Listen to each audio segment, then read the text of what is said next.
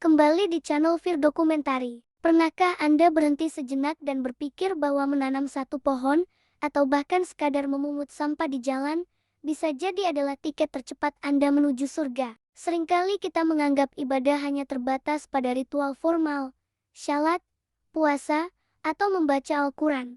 Namun, tahukah Anda bahwa setiap tindakan kecil yang melibatkan penghormatan terhadap alam semesta, seperti menghemat air saat wudhu atau memastikan kita tidak meninggalkan jejak kerusakan, memiliki nilai pahala yang sangat besar di sisinya. Inilah yang kita sebut sebagai green din, saat iman menjadi penjaga bagi alam. Al-Quran mengajarkan kita suatu kebenaran fundamental.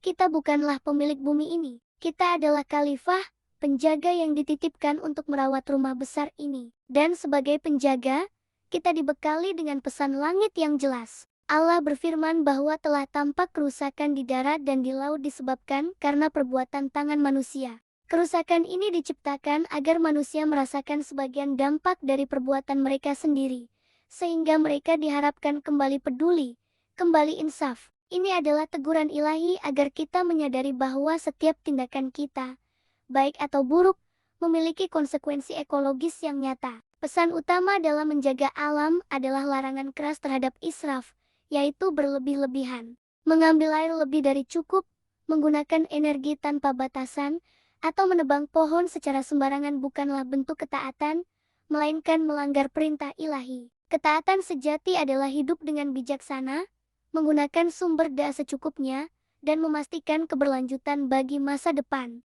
Coba perhatikan sekeliling kita, gunung yang kokoh menjulang, sungai yang mengalir, dan hutan yang hijau subur bukanlah sekadar pemandangan. Mereka adalah ayat, tanda-tanda kekuasaan Allah yang terbentang luas.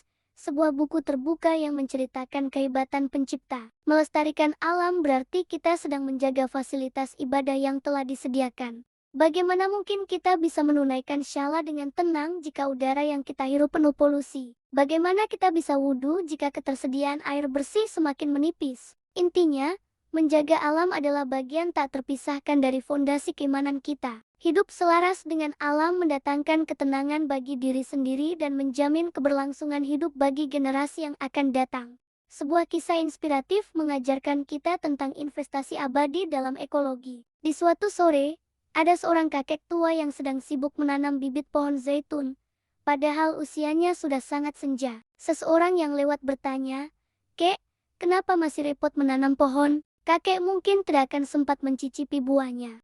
Kakek itu tersenyum dengan bijaksana dan menjawab, "Orang-orang sebelum kita telah menanam, dan kita kini memakan buahnya. Sekarang, aku menanam agar orang-orang setelah kita bisa memakan buahnya." Kakek ini memahami sabda Nabi Muhammad Shallallahu Alaihi Wasallam yang mengajarkan bahwa sekalipun esok hari kiamat akan tiba dan di tanganmu ada bibit pohon, maka tetaplah tanam pohon itu. Kisah ini mengajarkan bahwa menjaga alam bukan hanya tanggung jawab, melainkan sebuah investasi abadi, sebuah sedekah jariyah, yang pahalanya akan terus mengalir bahkan setelah kita tiada. Jangan tunggu dunia hancur baru kita peduli, jadilah khalifah yang membanggakan bumi ini.